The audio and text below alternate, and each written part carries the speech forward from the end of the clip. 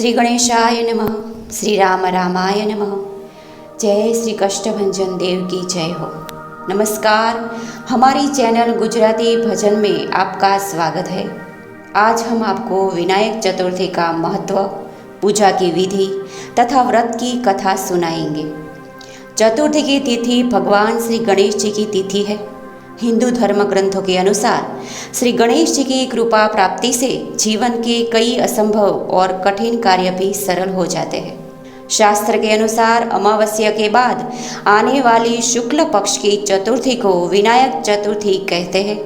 विनायक चतुर्थी को वरदा विनायक चतुर्थी के नाम से भी जाना जाता है। भगवान श्री गणेश जी को विघ्नहर्ता कहा जाता है। विघ्नहर्ता का मतलब होता है कि जो आपके सभी कष्टों और दुखों को हर के आपको सुख और समृद्धि प्रदान करे। इसलिए भगवान श्री गणेश जी को प्रसन्न करने के लिए विनायक चतुर्थी का व्रत किया जाता है। इस दिन भगवान श्री गणेश जी की पूजा अर्चना करना बहुत ही लाभकारी माना जाता है। गणेश भगवान का व्रत और उपवास करने से घर में सुख, समृद्धि, शांति, धन, दौलत, ज्ञान और बुद्धि की प्राप्ति होती है। अब हम आपको बताने जा रहे हैं विनायक चतुर्थी की तिथि के बारे में।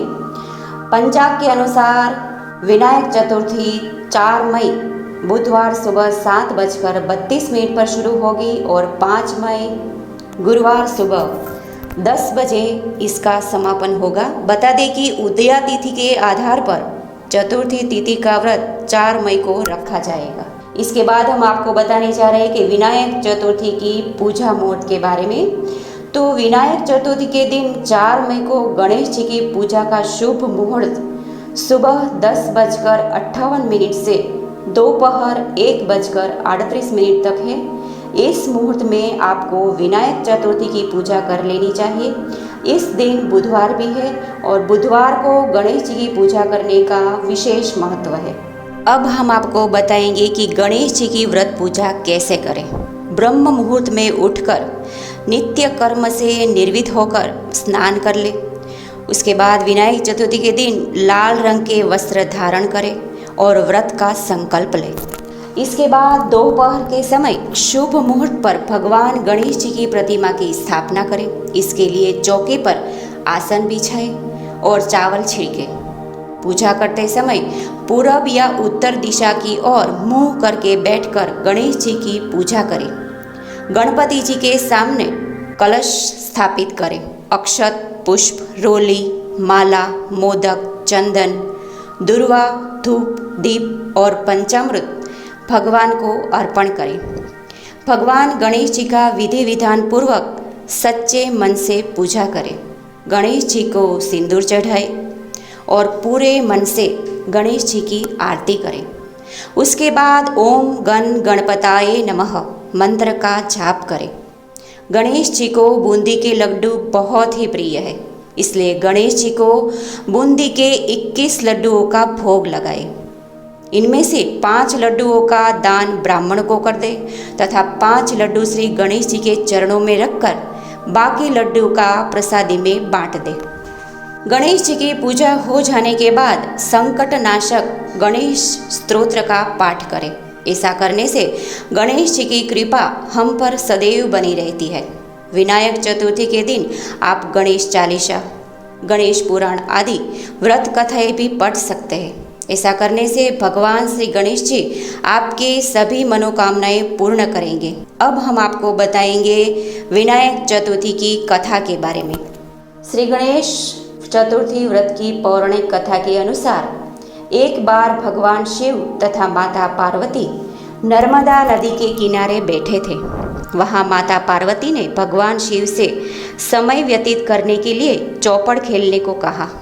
शिव चौपड़ खेलने के लिए तैयार हो गए, परंतु इस खेल में हार जीत का फैसला कौन करेगा, यह प्रश्न उनके समक्ष उठा। तो भगवान शिव ने कुछ तिनके एकत्रित कर उसका एक पुतला बनाकर उसकी प्राण प्रतिष्ठा कर दी और पुतले से कहा, बेटा, हम चौपड़ खेलना चाहते हैं, परंतु हमारी हार जीत का फैसला करने वाला कोई नहीं है। इसलिए तुम बताना कि हम दोनों में से कौन हारा और कौन जीता। उसके बाद भगवान शिव और माता पार्वती का चौपड़ खेल शुरू हो गया। यह खेल 3 बार खेला गया और संयोग से तीनों बार माता पार्वती ही जीत गई। खेल समाप्त होने के बाद बालक से हार जीत का फैसला करने के लिए कहा गया, तो उस बालक ने महादेव को विजयी बताया। यह सुनकर माता पार्वती क्रोधित हो गई और क्रोध में उन्होंने बालक को लंगड़ा होने, कीचड़ में पड़े रहने का श्राप दे दिया। बालक ने माता पार्वती से माफ़ी मांगी और कहा कि यह मुझसे अज्ञातवश ऐसा हुआ है, मैंने किसी द्वेष भाव में ऐसा नहीं किया।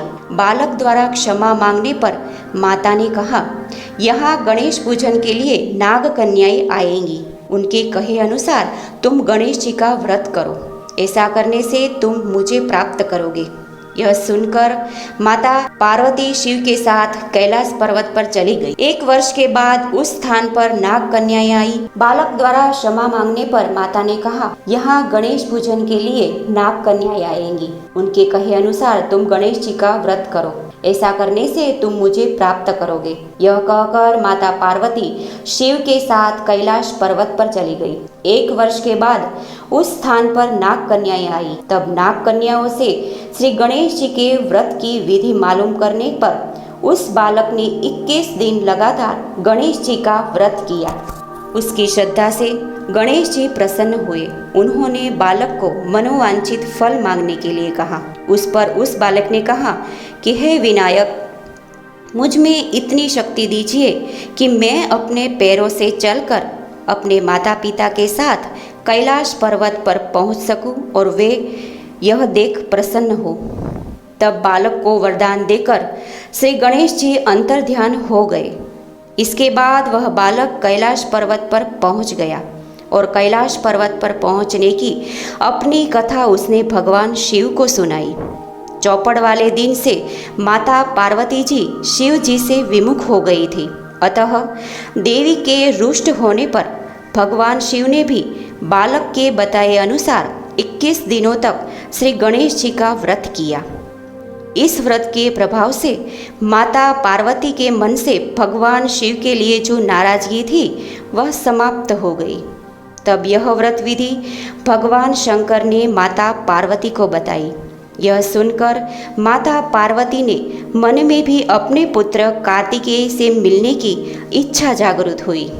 तब माता पार्वती ने भी 21 दिन तक श्री गणेश जी का व्रत किया तथा दुर्वा, फूल और लड्डुओं से गणेश जी का पूजन अर्चन किया। व्रत के 21वें दिन कार्तिकेय स्वयं माता पार्वती जी से मिलने मिले। उस दिन से श्री गणेश चतुर्थी का यह व्रत समस्त मनोकामनाओं की पूर्ति करने वाला व्रत माना जाता है। इस व्रत को करने से मनुष्य के सारे कष्ट दूर होकर मनुष्य को समस्त सुख सुविधाएं प्राप्त होती है।